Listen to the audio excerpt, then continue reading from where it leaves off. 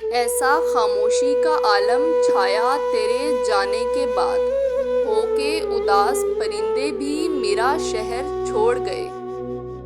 दिल में आने का रास्ता तो है मगर जाने का नहीं, इसलिए जब कोई जाता है तो दिल तोड़ के जाता है। कभी पत्थर की ठोकर से भी आती नहीं खराश, कभी ज़रा सी बात से इंसान बिखर जाता है। दिलो जान से चाहने वाले बड़े नसीब से मिला करते हैं, तुम ये बात तस्लीम करोगे मेरे बिछड़ जाने के बाद। कहाँ तलाश करोगे तुम मुझ जैसा शख्स जो तुमसे जुदा भी रहे और तुमसे मोहब्बत भी करे। मत पूछ कि किस तरह चल रही है ज़िंदगी, उस दौर से गुज़र रहे हैं जो गुज़रता ही नहीं है।